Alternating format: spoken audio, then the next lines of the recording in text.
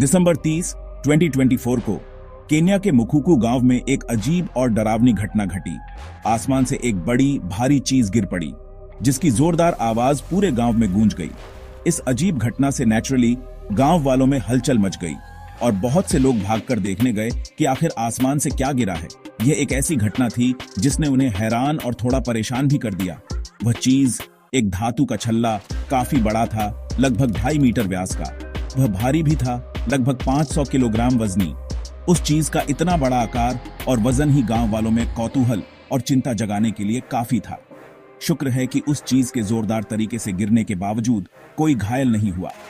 वह चीज गांव के बाहरी इलाके में एक खुले मैदान में गिरी थी, जिससे किसी भी इमारत या व्यक्ति को नुकसान नहीं पहुंचा।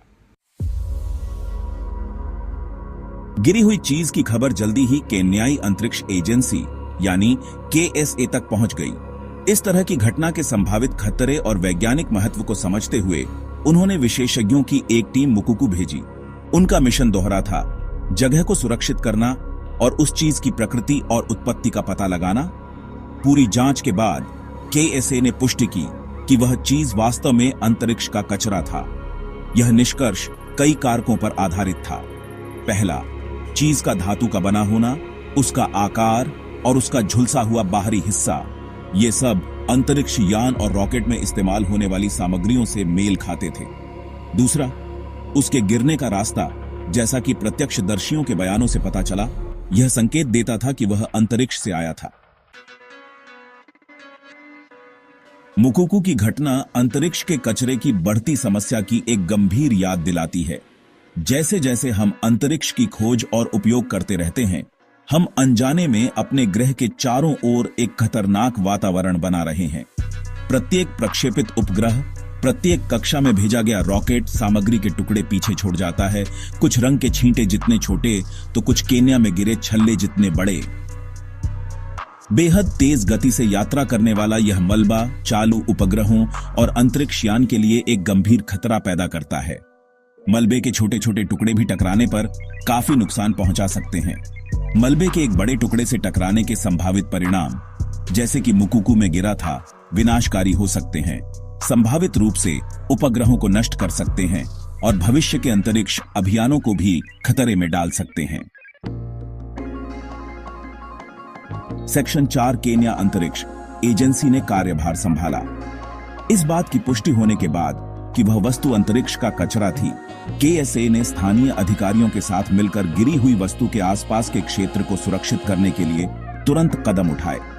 ऐसा जनता को किसी भी संभावित नुकसान से बचाने के लिए किया गया था, क्योंकि कुछ अंतरिक्ष कचरे में खतरनाक पदार्थ हो सकते हैं। वे आगे के वैज्ञानिक अध्ययन के लिए मलबे की अखंडता को भी सुनिश्चित करना चाहते थे। गैप 2S KSA टीम ने सावधानीपूर्वक मलबे को इकट्ठा किया और उसे एक सुरक्षित सुविधा में पहुंचाया।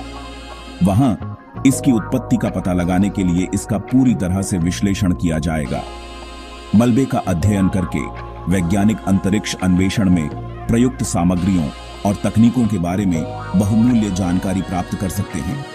यह जानकारी भविष्य में सुरक्षित डिजाइन विकसित करने और अंतरिक्ष कचरे से जुड़े जोखिमों को कम करने में मदद कर सकती है। सेक्शन 5 अपने ग्रह और अंतरिक्ष में अपने भविष्य की रक्षा करना। मुकुकू की घटना हालांकि सौभाग्य से बिना किसी हताहत के अंतरिक्ष कचरे के मुद्दे को संबोधित करने के महत्व को रेखांकित करती है। यह एक ऐसी समस्या है जो अपने आप दूर नहीं होने वाली है। वास्तव में जैसे जैसे हम अंतरिक्ष की खोज और उपयोग करते रहेंगे, यह और भी गंभीर होती जाएगी। अंतरराष्ट्रीय सहयोग और अंतरिक्ष कचरे से उत्पन्न जोखिमों को कम करने के लिए नए समाधान विकसित करने की बढ़ती आवश्यकता है।